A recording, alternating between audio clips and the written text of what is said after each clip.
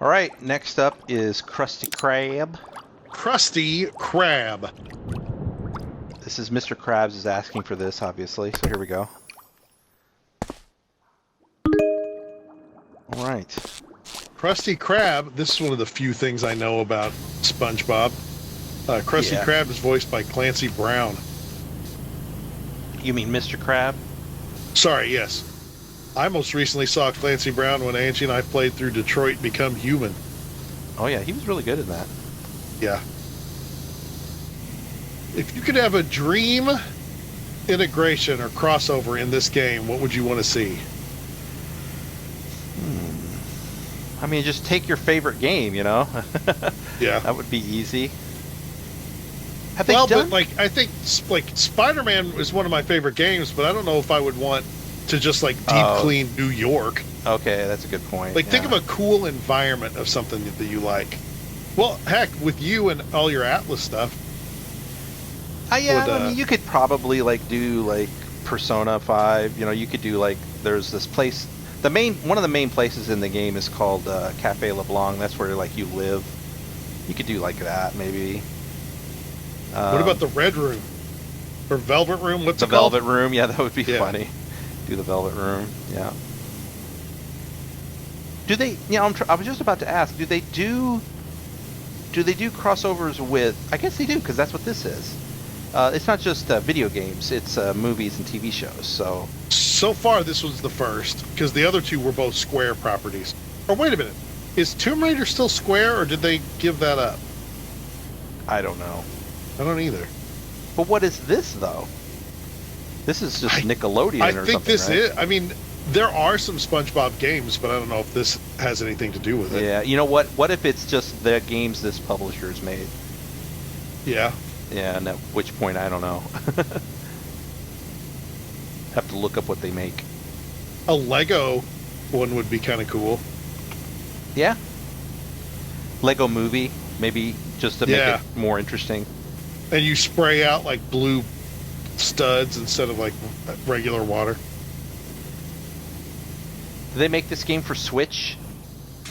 I don't know. Oh, I'd clean Hyrule Castle. That's what I was about to say. Or like, this seems like a Splatoon crossover would make sense. Splatoon. It's the anti-Splatoon. It's like the people that have to go in and clean up the world after the game. Yeah, that's what I was thinking. I like that.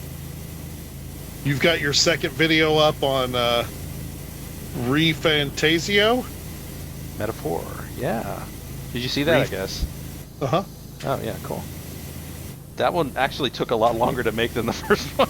There was a lot more production in it. It looked like you actually like made graphics and did stuff. Yeah.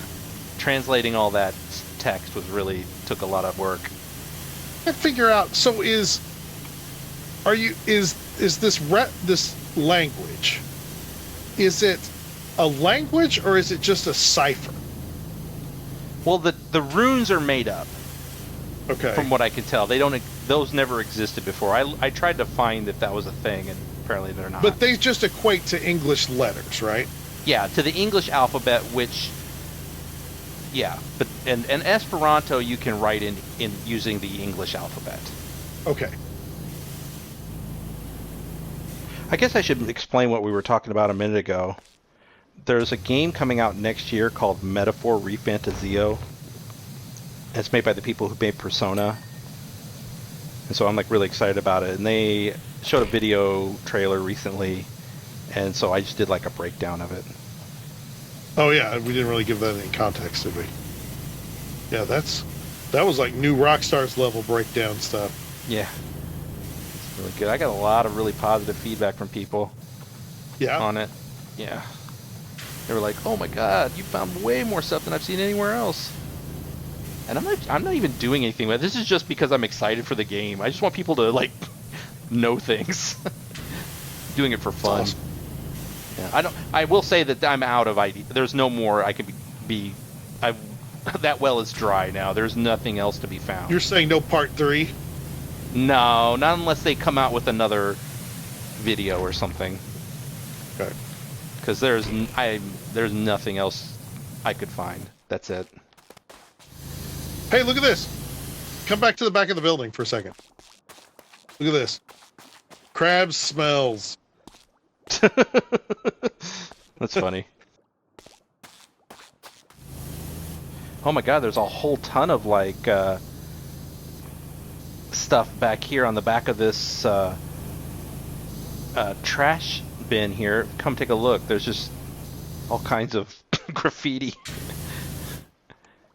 right here. Oh yeah.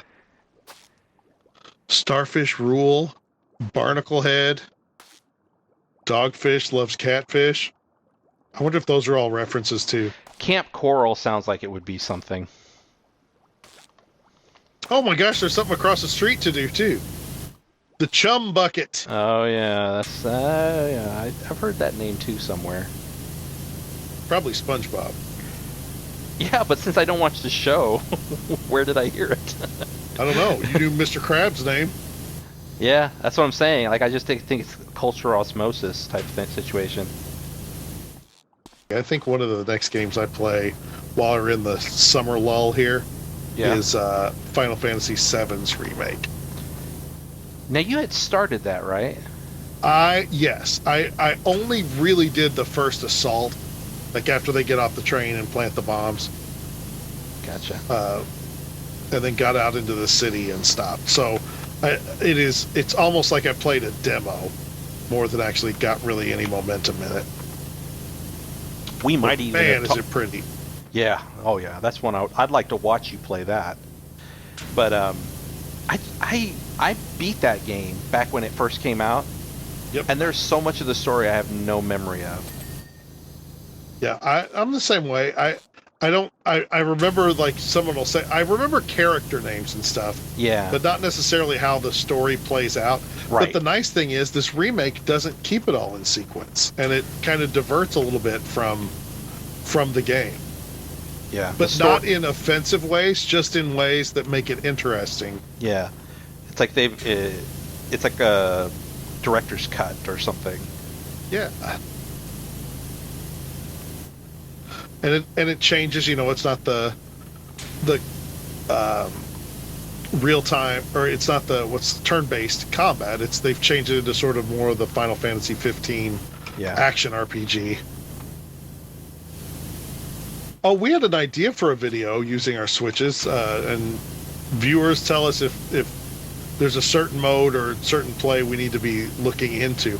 What we thought, with Chris being really into Persona 5 and me right now kind of riding the Zelda wave, it would be fun to take on some sort of two-player version of Smash where I'm Link and he's Joker, and we do some sort of challenges where we're working together.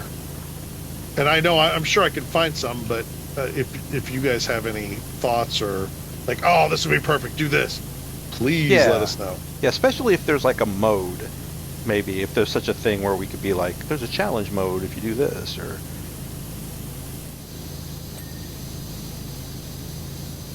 what's the next big co-op game? That's a great question. If someone in the comments wants to throw one out, I'm curious too. Like, and by big you mean like AAA or something? Yeah, like I mean, I don't know if this necessarily counts as AAA, but Saints Row. Yeah, just a big name game. Built for co-op, or built with co-op in mind, I should say. Right. Yeah, I don't know. Because you're right. We've been talking like in last episode and a little bit in this one about the games we want to play this upcoming year. Most of them are single-player games. I'm a little excited for Assassin's Creed Mirage, but the most recent gameplay reveal was a little disappointing because, they were talking about going back to its roots and all this kind of stuff, and then they just showed a bunch of like win button type stuff where you just mark people and it plays the game for you. Gotcha. And kills them and stuff. So, like, I hope that that's not too prevalent, or at least that it's not a requirement to get through it, because I hate that stuff.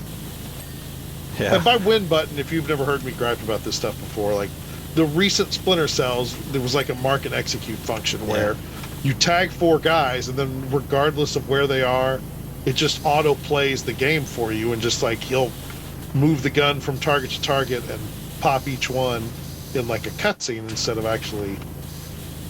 Yeah, and I gotta be honest with you. Killed.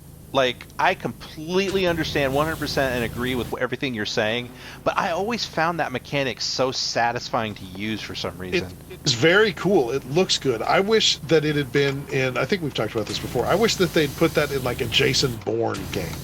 Just keep it out of Splinter Cell. Yeah. And it'd be cool. Oh, okay. Like, in the same way like that Spider-Man 2, like the web swing in that game's incredibly difficult. And so when you got good at it, you could be proud of it. We saw Indiana Jones and the Dial of Destiny tonight. I saw that last week, actually. I did not have a problem with it. Me neither. I enjoyed it quite a bit. A lot of people really didn't like it, and I don't know. I mean, it wasn't a perfect movie. It wasn't Raiders of the Lost Ark, but it certainly was a when the last one that we had was the Crystal Skull, expectations were set pretty low. Yeah, I would actually go as far as to say, and this is maybe a hot take, but I liked it more than Temple of Doom. I definitely don't like it more than the first. I don't like it more than Raiders or Last Crusade. Yeah, but I think I might agree with you on that. It was definitely more fun. Yeah. I mean, and I realize that Temple of Doom is kind of like the odd one out. You know, it's so tonally weird and different than the other ones. Yeah. It's not a bad movie. I enjoyed this one, and it felt good. I also wanted to mention too that I thought that it's not directed by Spielberg, but I thought the director did a really good job. I might have a problem here. I don't know if I can get on top of that fist that's holding the bucket. So if that's dirty, maybe I can bring the ladder up the scaffolding. Maybe. Oh yeah, look at me. Nice. Did you get up there? Also some pro level climbing. And this thing is dirty. This was tough to get to. Cool. You know, I often forget to look on the left there where it's got the meter that shows like how much left is. Oh yeah, I do too. That little line, that white line. Uh-huh. Yeah, I forget to look at that. It would be super helpful. Yeah. What's the matter with us? All we need is roof. There's one more roof plank. Oh no, I'm sorry. There are 3 more roof planks. So we just gotta get up there. I did it again. I pushed B and it didn't work. I have to push start. Roof planks, roof planks. So no. There was one. This one apparently is one of them. Yeah, I got one. I got one. His name is Chill. Yeah. Doesn't make for the most exciting episodes probably. We do enjoy playing it. It does give us a chance to just kind of talk about other stuff though.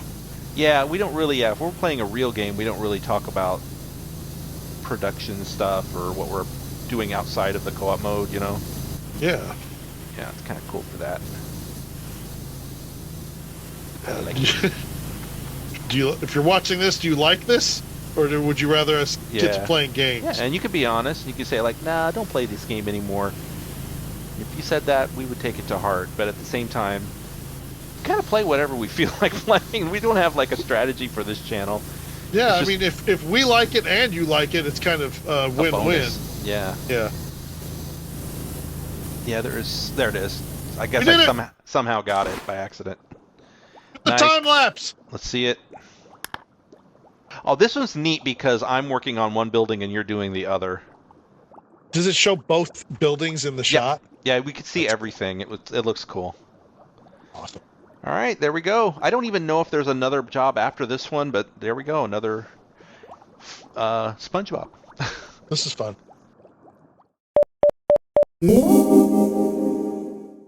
To find out how to support the show, visit thecoopmode.com.